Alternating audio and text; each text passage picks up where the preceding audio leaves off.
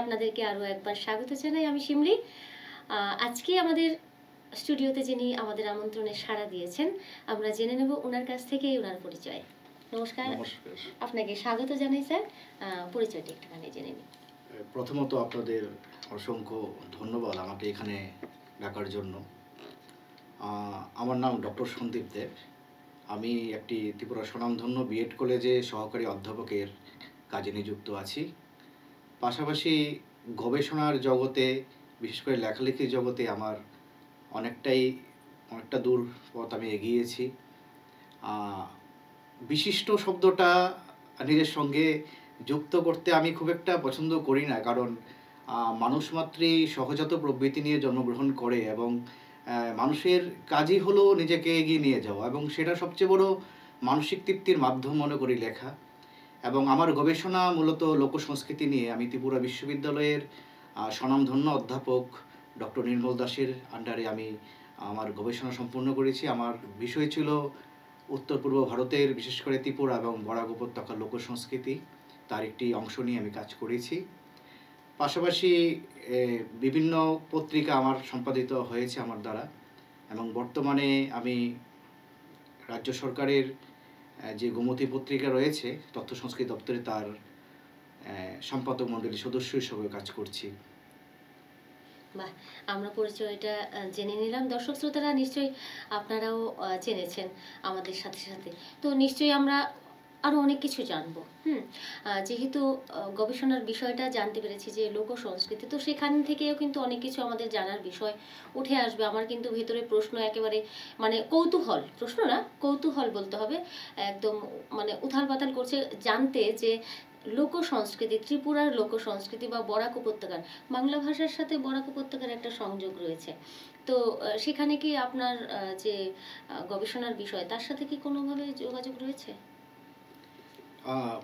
আমাদের একটা জিনিস জানতে খুব কৌতূহলের বিষয়। আমার জানাই ছিল না গবেষণা জগতে প্রবেশ করার আগে যে বরাকের লোক সংস্কৃতির বা অন্য কবিতার জগতে এগুলি কত মানে অনেক শক্তিশালী, আমি ব্যক্তিগতভাবে মনে করি।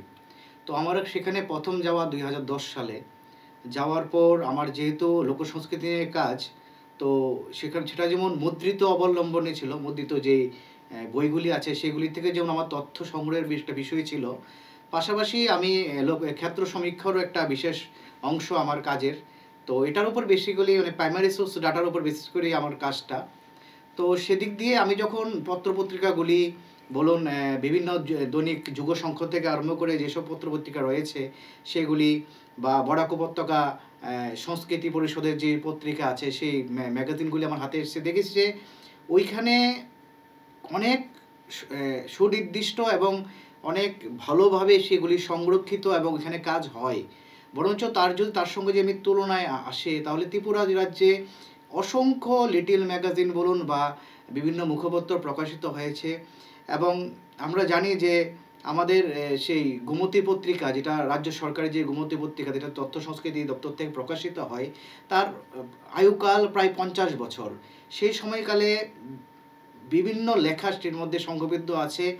এবং তার পাশাপাশি যদি আমি কম্প্যারিজন করি, তাহলে আমাদের রাজ্যে সুনির্দিষ্টভাবে এখনও সেরকম কোনো পত্রপত্রিকা এখনও জায়গায় পৌঁছতে পারেনি যেগুলি মানুষের কাছে বা নতুন লেখক সৃষ্টিতে গুরুত্বপূর্ণ ভূমিকা পালন করেছে। তার খুবই মেইন কারণ হচ্ছে কি, আমি ব্যক্তিগতভাবে মনে করি যে বরাকের জায়গাটা শুধুমাত্র বাংলাদেশ বলবো না, ভাষা আন্দোলনের পরিপ্রেক্ষিতে বরাকও কিন্তু খুব একটা শক্তিশালী জায়গা। তো সেখানেও একটা ভাষা আন্দোলন একটা বৃহৎ প্রভাব আছে, এবং লেখক যারা এখানে আছেন তারা কিন্তু নিয়মিত লিখছেন এবং সম্মেলন করছেন। বরঞ্চ এই তুলনায় যদি আমরা ত্রিপুরা দেখি, তাহলে দেখব যে লোকসংস্কৃতির জগৎটা কিন্তু ত্রিপুরাতে অনেক বেশি শক্তিশালী। বিশেষ করে যেহেতু আমাদের এখানে 19টা জনজাতি এবং বর্তমানে আরেকটা জনজাতি যুগ হয়েছে ডাল্লং, তাহলে 20টা। তো তাদের ভাষা কিন্তু মূলত ভিন্নতা রয়েছে। মুখ্যত ত্রিপুরী জনগোষ্ঠীর যে আমাদের যে লোকসংস্কৃতি বা যেটাকে আমরা আদিবাসী সংস্কৃতি বলি, তার মুখ্যত বৃহৎ অংশ হলেও চাকমা, মগ এবং তার পাশাপাশি ভাষাগুলি যেগুলি রয়েছে যেমন তার পাশাপাশি আমাদের মণিপুরী সংস্কৃতিও রয়েছে। সুতরাং লোক সংস্কৃতির জগৎটা কিন্তু অনেক বেশি শক্তিশালী। সুতরাং আমার মনে হয় ব্যক্তিগতভাবে যে বরাক উপত্যকায় যে ওদের ধারাটা ওরা অনেক এগিয়ে নিয়ে গেছে, কারণ সেখানে অনেক লেখালেখি বেশি হচ্ছে এবং অনেক পত্রপত্রিকা প্রতিষ্ঠিত হয়ে গেছে। সেই তুলনায় যদি আমরা করি, আমাদের ত্রিপুরা রাজ্যে প্রচুর পত্রিকা বের হয়েছে, প্রচুর। আপনি যদি রবি পত্রিকা থেকে চিন্তা করা হয়, সেই জায়গা থেকে অনেক হয়েছে, কিন্তু যেই দীর্ঘমেয়াদী যে পরিকল্পনা যে জীবন, পত্রিকার যে জীবন, সেটা কিন্তু খুব বেশি পত্রিকা বেশি দিন এগিয়ে যেতে পারেনি। এরা কি তাদের একটা অপমৃত্যু হয়েছে বলা যায় কম্পারিজনে। আচ্ছা, আমরা কথা তো আমাদের চলতে থাকবে, আমরা এগোবো কথায়, তার মাঝে একটা কবিতা শুনে নিচ্ছি। প্রথমে বলতে চাই যে আমি কিন্তু কবি হিসাবে নিজেকে কখনো ভাবি না, কারণ কোনো মানুষ যদি নিজেকে কবি মনে করা শুরু করে দেয়, তাহলে তো কবির মৃত্যু ঘটবে। সেটা পাঠক তো বলবে। ঠিক আছে, আমি আমার এই যে কবিতাগুলি আছে তার মধ্যে থেকে লকডাউন ডায়েরির কয়েকটা কবিতা শোনাচ্ছি, যেগুলি ওই সময়ে প্রকাশিত হয়েছিল। এই ছোট ছোট অনুকবিতা, এগুলির নাম হয়েছিল লকডাউন কবিতা গুচ্ছ। তো এখানে ছোট ছোট কবিতা আছে, আমি শোনার চেষ্টা করছি। দর্শক শ্রোতারা, মাঝখানে আমি একটুখানি বলি, 2020 সালে লকডাউন হয়েছিল, সেই প্রসঙ্গে লিখেছেন নিশ্চয়ই। তো লকডাউন যেহেতু শিরোনামটা ওই রকম, যেহেতু সেই জন্য আমার মনে হচ্ছে যে এটা কি 20 সালেই করা হয়েছিল, আমি আন্দাজে একদম। আমি যখন লকডাউনে ঘরবন্দি ছিলাম, তখন যে কবিতা প্রেম অপ্রেম প্রেম, যে দুটানা ঘরে বন্দি অবস্থায় দুটা মানুষের মানসিকতা কি রকম, বিষণ্ণতাটা কতটা মাথাচাড়া দিয়ে উঠেছিল তখন ঘরে থাকতে থাকতে, যে সবগুলি বিষয় একটু মধুর মিষ্টি, একটু দুঃখ, একটু বিষণ্ণতা, একটু অভিমান, সবই আছে তার মধ্যে। তো প্রথম এগুলির নামহীন কবিতা। প্রথম কবিতাটা, জীবন সংকট সুচারুভাবে প্রতিনিয়ত ধাবমান চিন্তন, এই বলে পাশ ফিরে শহুরে আশ্রয় যখন তুমি এই সময়।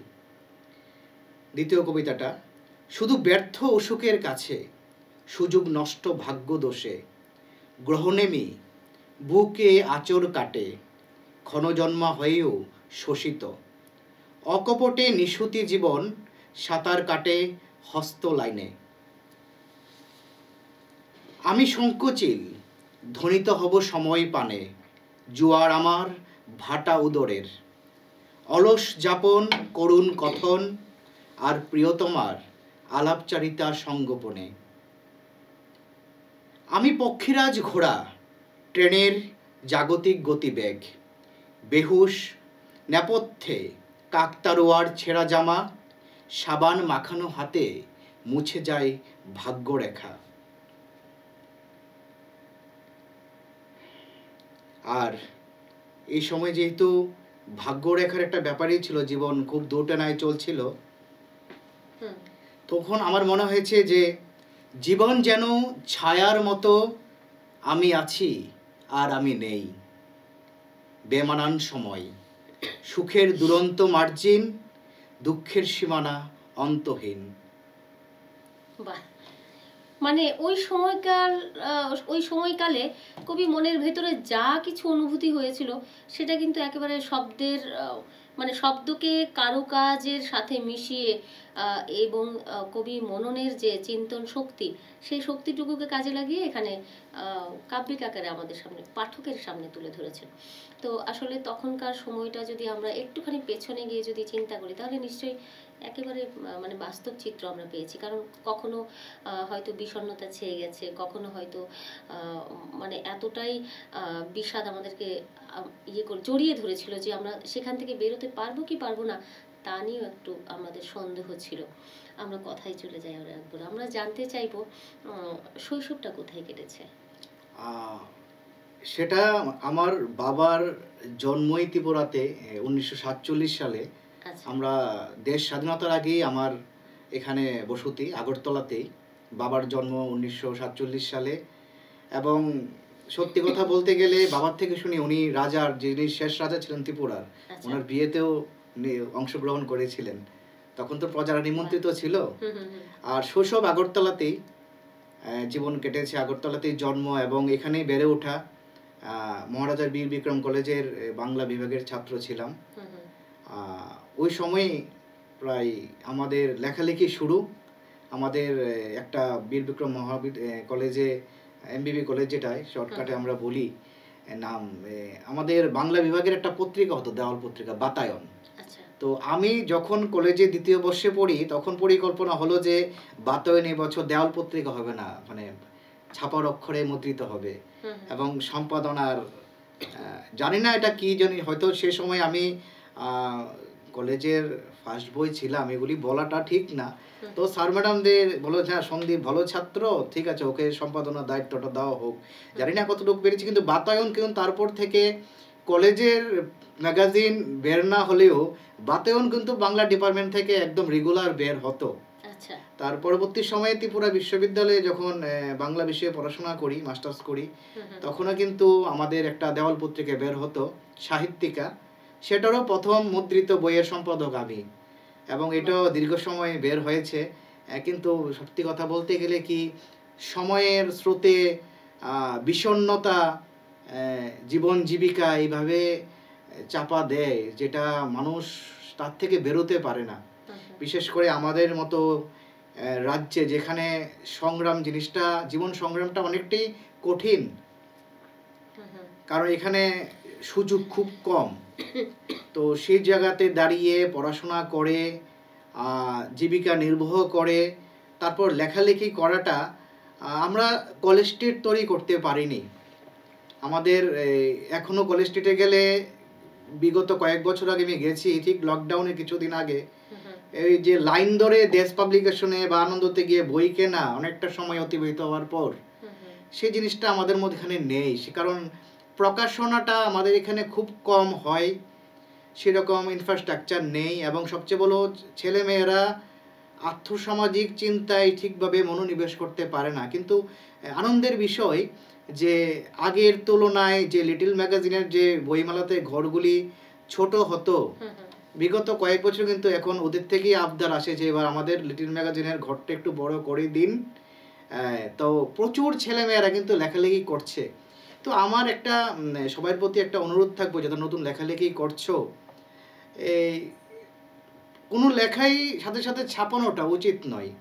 কারণ আমরা দেখছি মেলাকে কেন্দ্র করে রাতে রাতে লেখাগুলি চেক হচ্ছে না, বা সেগুলি ছেপে যাচ্ছে, বই হিসেবে বের হয়ে যাচ্ছে। আপনি বিশ্বাস করবেন না, আমি 2013 সালে যখন আমার প্রথম কাব্যগ্রন্থটা প্রকাশ করি, আধারে অন্তরালে, তার 10 বছরের কবিতা, যমুনা কবিতা নিয়ে আমার সাহস হয়নি। আমি ইচ্ছে করলে, সত্যি কথা বলতে গেলে, প্রতি মাসে যদি একটা কবিতা বই ব্যয় করে ইচ্ছা প্রকাশ করি, করতে পারি, কিন্তু এগুলি পড়বে কে? তার জন্য আমার পাঠক সমাজ তৈরি করতে হবে। তার মানে পাঠকের সংখ্যা কম, তাই তো? পাঠকের সংখ্যা কম বলবো না। এখন যদি আমি দেখি যে বিশ্বায়নের প্রভাব যাই বলুন, সোশ্যাল মিডিয়া এত ফাস্ট হয়ে গেছে, আমরা কিন্তু ইজিলি ম্যাগাজিন, বুকগুলি পড়তে পারছি, কিন্তু বইয়ের যে স্পর্শ, যে গন্ধ, সেগুলি তো নিজের লেখাকে হাতে নিয়ে পড়ার যে ভালোবাসা, নিয়মিত লেখা নিয়ে গবেষণা করা, চর্চা করা। এখনের ছেলে মেয়েরা দেখবেন, আমরা যখন পড়াশোনা করতাম, আমরা জীবনানন্দকে পড়েছি, তারও আগে আমরা রবীন্দ্রনাথকে পড়েছি, নজরুলকে পড়েছি, সুধীন্দ্রনাথ দত্তকে পড়েছি, বুঝতে চেষ্টা করেছি, আমরা প্রেমেন্দ্র মিত্রকে পড়েছি, আমরা জয় গোস্বামীকে রিসেন্টলি, আমরা যারা শক্তিমান কবি নীরেন্দ্রনাথ চক্রবর্তীকে পড়েছি, শঙ্খ ঘোষকে পড়েছি, পরে কিন্তু কিছুটা আমাদের সুনীল গঙ্গোপাধ্যায়কে পড়েছি। তাদের কবিতা সম্পর্কে কিন্তু আমাদের মধ্যে একটা চিন্তন হয়েছে, বা ওরা কি আঙ্গিকে লেখে, কিভাবে ওরা কবিতার শরীর তৈরি করে, কি কবে শব্দ চয়ন করে, কিভাবে একটা নির্দিষ্ট ভাবনা, সেই বিক্ষিপ্তটা বিষয়টা কিন্তু ওদের মধ্যে নেই। ওটা কিন্তু প্রাতিষ্ঠানিক একটা বিষয় ওদের মধ্যে ছিল। তো তার পরিপ্রেক্ষিতে আমরা দেখি যে এখন নতুন জেনারেশন লেখালেখি করছে, কিন্তু ব্যাপথও কিন্তু পরিচালিত হচ্ছে। সেটা সবচেয়ে বড় কারণ হলো প্রকাশনা করার স্বপ্ন দেখানো। এটা মোটেও আমার কাছে গ্রহণযোগ্য নয়। লেখালেখি প্রচুর করা উচিত, এবং হাতে কলমে। আমি রিসেন্টলি আমাদের একটা সাহিত্যের আসর পরিবার আছে, প্রায় 40-50 জনের, কলেজ পড়ুয়া এবং ইউনিভার্সিটি পড়ুয়াদের গ্রুপ। আচ্ছা ওদের আমরা যারা লেখালেখি করছি বিগত দিনে, আমি সম্ভবত কবিতা না, আমার মেনলি কবিতার পাশাপাশি আমি প্রবন্ধ সাহিত্যটাও বেশি পছন্দ করি। আচ্ছা তো সেই জায়গাটাতে আমি কিন্তু ওদের লিখাবার চেষ্টা করছি যে তোমরা লিখো, আমরা ঠিক করে দেব, এই কাজটা কিন্তু করছি। আমরা কিন্তু কথার ফাঁকে জেনে নিয়েছি যে আমাদের আজকের অতিথি মানে কবিতা লেখার পাশাপাশি প্রবন্ধকেও পছন্দ করেন, প্রবন্ধ লিখতেও। আমার একটা প্রশ্ন কিন্তু এরকমটাই ছিল, যাই হোক পরবর্তীতে আমি আসবো যে মানে কবিতা লেখার পাশাপাশি কি আর ভালো লাগে লিখতে। সাহিত্যে তো অনেক মানে অনেক শাখা রয়েছে, তো সেক্ষেত্রে একটা শাখা আমরা জেনে গেলাম যে প্রবন্ধতেও ওনার ভালো লাগা রয়েছে। আর কোন বিষয়ে ভালো লাগা রয়েছে সেটা আমরা একটুখানি পরে জানবো। দর্শক শ্রোতারা, চলে যাচ্ছি আমরা একটা বিরতিতে, ছোট্ট একটা বিরতি নেব, সঙ্গে ফিরে আসবো এক্ষুনি। আপনারা সঙ্গে থাকুন, এক্ষুনি ফিরে আসছি।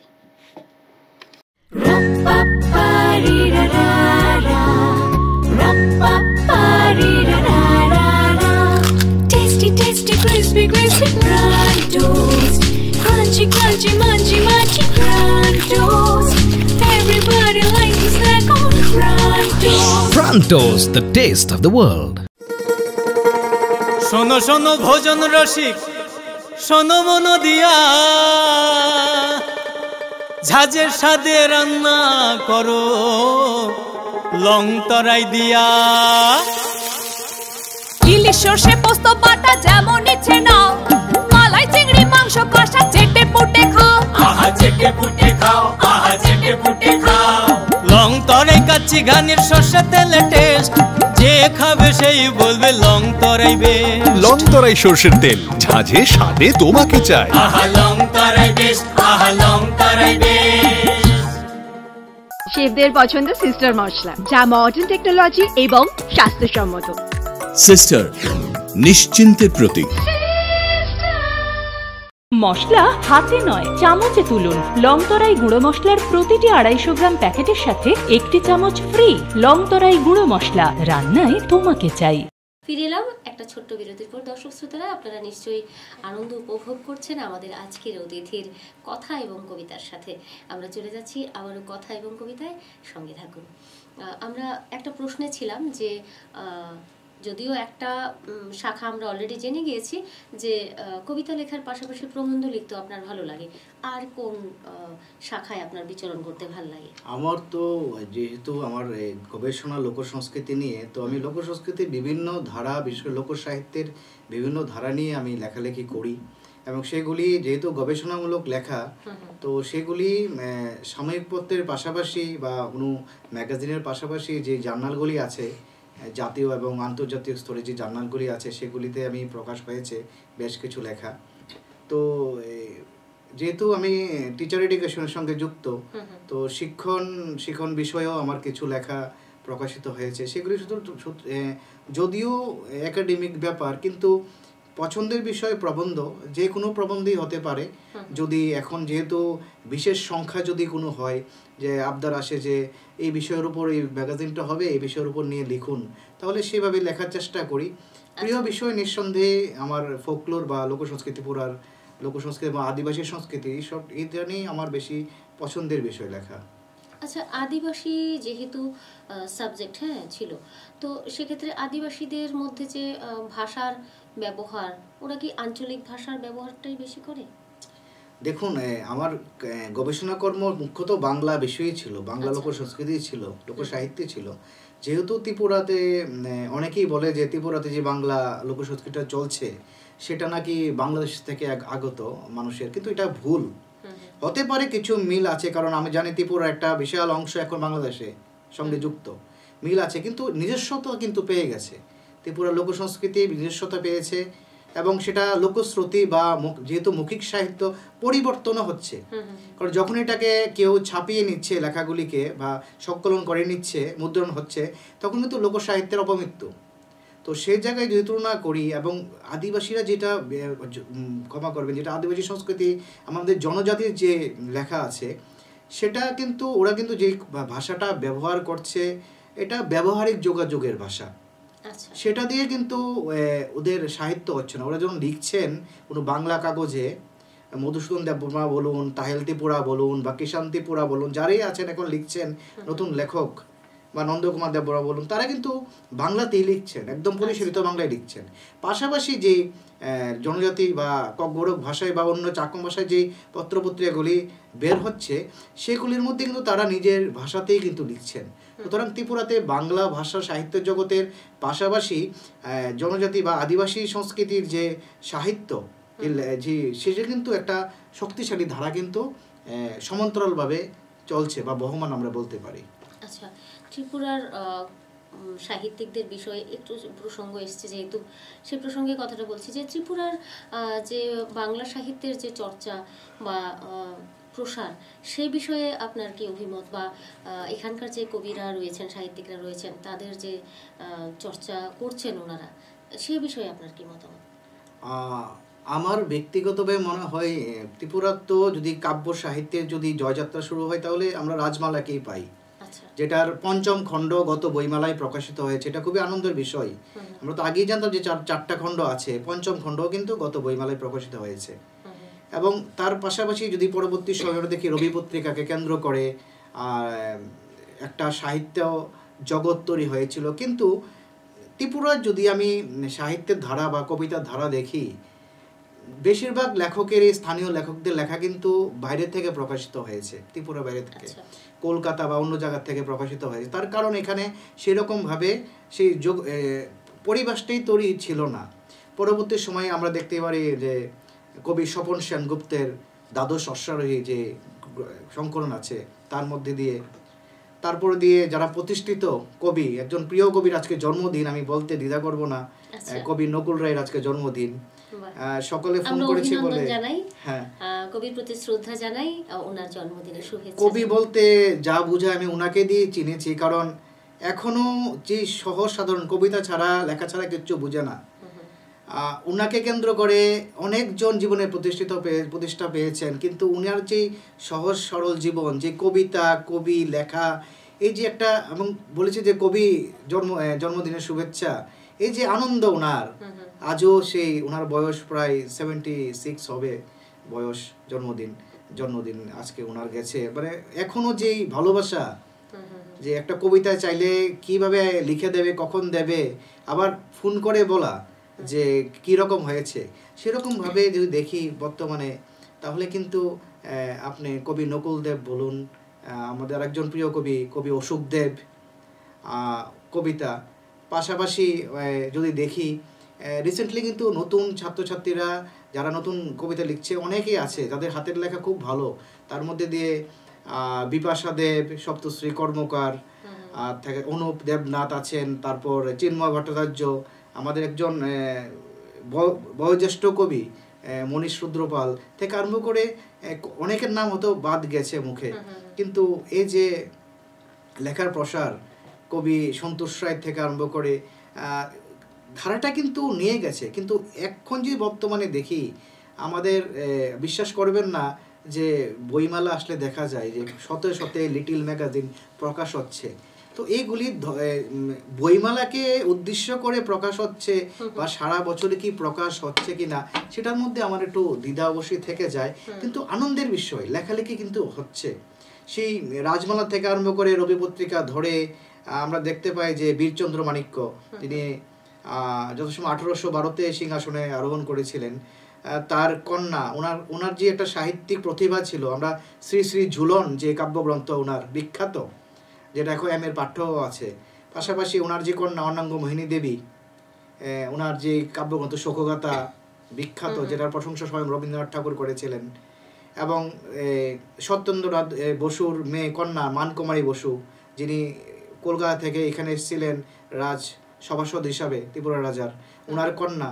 তো ওনাদের যে বঙ্গের মহিলা কবি, পাশাপাশি ত্রিপুরা কিন্তু মহিলা কবি হিসাবে আমরা অনঙ্গ মোহিনীকে জানি, এবং প্রথম মল্লিক কবি বলা যায়। রাজ পরিবার থেকেই আমরা ত্রিপুরার যে সাহিত্য সেটা আমরা পাচ্ছি, আমরা রাজ আমল থেকেই পাচ্ছি, এবং পরবর্তী সময়ে বিভিন্ন ধারা কিন্তু কবিতার মধ্যে কাজ করেছে। সেটা উগ্রবর্তী সমস্যা হোক বা যে মলয় রায় চৌধুরীর যে হাংরি আন্দোলনের প্রভাব বলুন, সেটা কিন্তু আস্তে আস্তে দেশ বিভাগ বলুন, সেগুলো কিন্তু সব কিছুই কিন্তু কবিতার বিষয় হয়েছে সময়ে সময়ে। সুতরাং জীবন জীবিকা যে বিষয়, বিষণ্ণতা, ঈশ্বরের প্রতি অবিশ্বাস, সেই আধুনিক যে হতাশাগ্রস্ত জীবন, প্রেম, সবই কিন্তু ত্রিপুরার পরিবেশ, বিশেষ করে ত্রিপুরার প্রকৃতি একটা বিশেষ কিন্তু নিসর্গ কিন্তু একটা বিশেষ ভূমিকা নিয়ে ত্রিপুরার কবিতার মধ্যে স্থান পেয়েছে। সুতরাং বৈচিত্র্য যেমন আছে সেরকম কিন্তু ত্রিপুরার কবিদেরও কিন্তু প্রতিভা আছে। কারণ আমরা ত্রিপুরা যদি বলি যে কবি কজন আছে, তাহলে বলবো না যে কেউ কেউ কবি। এখানে এখন কম বেশি সবাই লিখছে। হ্যাঁ, নিয়তি বা সময় ঠিক করবে কারা প্রতিষ্ঠা পাবে, সেটাই বড় কথা। কারণ কবি তার কবিতা লিখেন, বই ছাপান পাঠকের জন্য, আর পাঠকই বিচার করে কার কবিতা কত ভালো। কিন্তু তার জন্য বাইরে যেরকমভাবে ত্রিপুরার বাইরে যে মানসিকতা পাঠক সমাজ, আমাদেরও কিন্তু নতুন প্রজন্মে সেই মানসিকতা তৈরি করতে হবে বই পড়ার, আমি ব্যক্তিগত বিশ্বাস করি। আমরা আরো একটা কবিতা শুনে নেব। আমরা গল্পে এতটা মশগুল হয়ে গেছি যে কবিতা শোনার কথা ভুলে গিয়েছি। এখন আরো একটা কবিতা শুনব। এখন যে কবিতাটা শোনাচ্ছি এটা প্রায় লেখা 2003 সালে। আচ্ছা। ওই সময় এটা কলেজ ম্যাগাজিনে আমার প্রকাশিত হয়েছিল। কাব্যগ্রন্থে প্রকাশের সময় আমি একটু চেঞ্জ করে দিয়েছিলাম কবিতাটা সামান্য, তবু স্ট্রাকচারটা একই রয়েছে। আচ্ছা। ভিন্ন সুর। তুমি কেন দেখো এভাবে, তোমার এক টুকরো হাসি সমসাময়িক পথহারা নাবিককে সবুজ দ্বীপ দেখার আনন্দ এনে দেয়। তুমি কেন দেখো এভাবে, তোমার অপলক চাহনি হৃদয়ের ওপর জাকিয়ে বসা জগদল পাথরটাকে বিস্তীর্ণ টান দেয়। তুমি কেন ডাকো এভাবে, তোমার একটি আহ্বানে আমার শিলায় অ্যালবার্টস পাখির রক্ত জেগে ওঠে সোচ্চার। তুমি যখন পাহাড়ের মতো নিশ্চল আর মনো থাকো, গভীর কালোরাত্রির নির্জনতার বুকে হারিয়ে যাই আমি, আমার সমস্ত হৃদয় জুড়ে শুধু তুমি। বাহ, অসাধারণ অসাধারণ। মানে যেমন কথায় আমরা মশগুল হয়েছি, সেরকমভাবে আমরা কবিতার মধ্যেও কিন্তু মশগুল হয়ে গিয়েছি। কিন্তু ছোট ছোট, যদিও এই ছোট ছোট কবিতাগুলো আরো বেশি সুখপাঠ্য হয় না? নিশ্চয়ই আমার মনে হয়। আপনি কি বলেন? না, আমি সবসময় বরাবরই, ক্ষমা করবেন আমার এই আজকে গলাটার বেশি অবস্থা ভালো নয়, একটু ওয়েদারে চেঞ্জে একটু সমস্যায় আছি। তো আমি স্ট্রাকচারের জন্য এবং বিনির্মাণ নিয়ে খুব বেশি চিন্তা করি। কারণ যা খুশি তা লিখবো, এগুলি অন্তত আমার কাছে আমার ব্যক্তিগতভাবে কবিতা বলে মনে হয় না। কবিতা ব্যঞ্জনা থাকতে হবে, সেটা পদ্য হোক বা গদ্য হোক। যেহেতু পদ্য কবিতাটা এখন আধুনিক স্ট্রাকচারের সঙ্গে মিলছে না, এবং আঞ্চলিক ভাষায় কিন্তু ত্রিপুরাতে কবিতা হচ্ছে, এটা অস্বীকার করার কিছু নেই। একটা প্রশ্ন করি, আপনার কাছে কি গদ্য কবিতা লিখতে বেশি ভালো লাগে নাকি ছন্দ কবিতা? সময়ের প্রয়োজনে আমার মনে হয় গদ্য কবিতাটাই বেশি এখন প্রাসঙ্গিক। কারণ ছন্দকে আয়ত্ত করা, সেটাকে সেই কি বলে সুর তাল লয় যাই বলুন, বা পর্ব পরমাঙ্গের যে বা মাত্রার যে পরিকাঠামো, সেটাতে নিয়ে যাওয়া, যদি তার সম্পর্কে আইডিয়া না থাকে তাহলে সম্ভব নয়। আমিও যখন কবিতা লিখতাম তখন আমি কিন্তু কবিতা পড়েছি, এবং সবচেয়ে বড় কথা আমার কাছে তখন একটা বই এসেছিল, জানি না কজনের কাছে আছে, নীরেন্দ্রনাথ চক্রবর্তীর কবিতার ক্লাস। কবিতার ক্লাস একটা বিখ্যাত বই। কিভাবে কবিতা লেখা যায়, কিভাবে কবিতাকে ভাঙ্গা হয়, কিভাবে স্ট্রাকচার তৈরি করা যায়, কিভাবে ভাবনা, আমি বিচিত্র বিষয় নিয়ে লিখতে পারি। কিন্তু এখন যে কবিতাটা আমি শোনালাম, এটা নিছক একটা প্রেমের কবিতা একদম। এবং সেটার ভাষা ভঙ্গিমা, আমি যখন লিখব আমার কবিতাটা যেমন দ্বিচারিতা না থাকে, যে কোন বিষয়ে যাব। অনেকে মনে করে যে দুরূহ কবিতা লেখলে নাকি খুব বেশি নিজের প্রতিভাকে তুলে ধরা যায়, আমি এটা বিশ্বাস করি না। জানার বিষয় ছিল যে শব্দগুলো কিরকম ব্যবহার করা উচিত, যেটা কি ডিকশনারি বের করে মিনিংটা বের করা, নাকি সহজ সরল ভাবে যেটা পাঠকের কাছে অতি সহজে পৌঁছে যায়, ভাষাটা কিরকম? এখানে দুটা বিষয় আছে। ধরুন জীবনানন্দ দাশের কবিতা একদম সহজ সরল ভাষায় লেখা, এটা সহজেই আমাদের মধ্যে একটা শিহরণ জায়গায়, বা জয় গোস্বামীর কবিতা বলুন। কিন্তু তার পাশাপাশি যদি আমি কবি বিষ্ণু দে বা কবি সুধীন্দ্রনাথ দত্তের কবিতা দেখি, দেখবেন অনেক দুরূহ শব্দের ব্যবহার, এবং ওয়েস্টার্ন কালচারের একটা ব্যাপক সাহিত্যে একটা ব্যাপক প্রভাব আছে। ওরা না মাটিতে আছেন না আকাশে আছেন, ঠিক মাঝামাঝি ওনাদের অবস্থান। তো সেই জায়গায় পাঠককে, বিশেষ করে তরুণ প্রজন্মকে ওনাদের ধরা অনেকটাই কঠিন। সেই তুলনায় নজরুলের মতো, আমি সাময়িক একটা সময়ের কবি হয়েও নজরুল কিন্তু আজও নবীন, সুতরাং যে জিনিসটা আমার হৃদয়কে সহজে স্পর্শ করে সেটাই বোধহয় পাঠকের হৃদয়কে সবচেয়ে বেশি স্পর্শ করবে। এবং শব্দ নিয়ে, স্ট্রাকচার নিয়ে খেলা তো কবিরই কাজ, এবং সেটা অবশ্যই গবেষণা লব্ধ এবং সবসময় নিয়ে গবেষণা করা উচিত আমি মনে করি। একদম একদম। আমরা কিন্তু অনুষ্ঠানের একেবারে শেষ মানে লগ্নে চলে এসেছি। আমরা আরো একটা কবিতা শুনে নেবো ঝটপট ঝটপট করে, কারণ আমরা বঞ্চিত হতে চাই না। এই কবিতাটা, আমি যে কবিতাটা দিচ্ছি এটা খুব শীঘ্রই একটা ম্যাগাজিনে প্রকাশ হবে, তবু আমি শোনাচ্ছি কারণ যেটা আমার, আমি একটা না, আমি দুটো শোনাবো। এটা আমার জীবনের সঙ্গে খুব ওতপ্রোত। প্রথমটা হলো বিজ্ঞাপন এড়িয়ে চলি। জন্ম থেকে জন্মান্তরে অবগাহন, অকাল বোধন প্রতিনিয়ত ধাবমান, কল্পতরু ক্ষণিকের জলসাগরে মায়াবী চাদরে ঢাকা কোলাজ, আজকাল বাঁচার তাগিদে বেহুশ জাগতিক গতিবেগ, অভিযোজন যখন কুষ্ঠিগত এই আকাশে শুধু আক্ষেপ, অপেক্ষার প্রহর অদৃশ্যমান, ক্ষণজন্মা হয়েও খরতাপে মলিন হয় কৃপণ ললাট রাশি, আলতাপ্রভ স্তবকে সময় তটে, এক পশলা বৃষ্টি নামক শহরে জানালা জুড়ে অস্বস্তিকর স্মৃতি, যাদের স্বপ্ন বিলীন উদর বহ্নি ভিজিয়ে যাক সব অনুভূতি। তার পাশাপাশি আরেকটি কবিতা যেটা খুবই মাত্র লেখা সদ্য, বলতে পারেন যে আমি চেষ্টা করেছি একটু নতুন রকমের কবিতা, একটু নতুন ভাবনা নিয়ে। এটা নিঃসন্দেহে সমসাময়িক একটা ভাবনা নিয়ে লেখা। বর্তমান সময়ে যে একটা অস্বস্তিকর পরিবেশ চলছে চারদিকে, তাকে কেন্দ্র করেই বিশ্বে যে একটা শান্তির বাতাবরণের যে একটা বার্তা, সেটা নিয়ে একটা কবিতা। শরীর পাতন, মন্ত্রের সাধনায় অকপটতে পথ চলা, স্তব্ধচেতন নিমিষেই যেন ঘুরপাক খায়, ঐতিহ্য আর ধর্মগ্রন্থ পরিপূরক যখন পরিপূর্ণ প্রান্তিক সীমান্তে প্রশান্তি আজ বাকরুদ্ধ হয়ে শুধু উত্তর খুঁজে ফেরে, এদিক দিয়ে বহন করেছি হৃদয়, বরফ ঠান্ডা সায়ন্যে অনুবাদ হয় সব, যেদিকে শব্দরা গেছে সভ্যতা হয়ে, তিলোত্তমা নগরীর অবার ব্রিজ থেকে নদীরা হাত নাড়িয়ে যাচ্ছে অজান্তেই, শান্তিমন্ত্র চারদিক সমাবেত বেগতিক, আত্মজারা আজও পরাজিতদের দলে। একটা বার্তাবাহী লেখা আমরা শুনেছি। দর্শক শ্রোতারা, আমরা কিন্তু অনুষ্ঠানের শেষ পর্বে চলে এসেছি।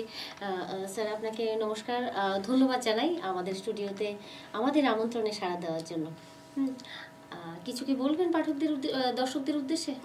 বলবো, এখন বর্তমানে অনেক লেখালেখি সুযোগ আছে, বিভিন্ন রাজ্য সরকারের বিভিন্ন পত্রিকায় সহজেই লেখা যাচ্ছে। ওই যারা লিখতে ইচ্ছুক বা যারা আপনারা বিভিন্ন লিটল ম্যাগাজিনে লেখালেখি করছেন, যদি আপনাদের জন্য কিছু করতে পারি নতুন জেনারেশনের জন্য, অবশ্যই আমার সঙ্গে যোগাযোগ করবেন। কারণ সবচেয়ে আগে এগিয়ে দেওয়াটাই সবচেয়ে বড় কাজ। নিজের প্রসিদ্ধিটা হয়তো জীবনে পরিপূর্ণতা দিতে পারে না, যদি এই নবজন্মের জন্য কিছু করতে পারি, ওদের এগিয়ে নিয়ে যেতে পারি, ওদের একটা পরিচিতি তৈরি করতে পারি, এবং আমাদের সর্বোপরি আমাদের ত্রিপুরার সাহিত্যটাকে যদি আরও শক্তিশালী করা যায়, তাহলে আপনাদের সহযোগিতা দরকার। আপনারা এগিয়ে আসুন এবং চলুন সবাই মিলে আমরা একটা ত্রিপুরার আকাশকে একটা সুন্দর একটা সাহিত্যের পরিপূর্ণতা দান করি, সেই আমার বার্তা থাকবে। সবাইকে আবার ধন্যবাদ জানাই। বাহ, সুন্দর বার্তা দিয়েছেন আজকে আমাদের অতিথি। দর্শক শ্রোতারা, আপনারা নিশ্চয়ই এতক্ষণ ধরে আমার মতো আপনারাও আবেশিত হয়েছেন কথা এবং কবিতায়। আমি তো ভীষণ মন্ত্রমুগ্ধ হয়েছি এবং সমৃদ্ধও হয়েছি। তো এইভাবে আমরা সমৃদ্ধ হতে থাকবো। পরবর্তী কোনো অনুষ্ঠানে আপনারা এতক্ষণ ধরে বিটিভি ত্রিপুরার পর্দার পাশে ছিলেন, সব সময় থাকবেন। আপনাদেরকে অনেক অনেক কৃতজ্ঞতা, ভালোবাসা এবং শ্রদ্ধা জানিয়ে আজকের অনুষ্ঠান আমরা এখানেই শেষ করছি। আবারও পরবর্তী অনুষ্ঠানে দেখা হচ্ছে। নমস্কার।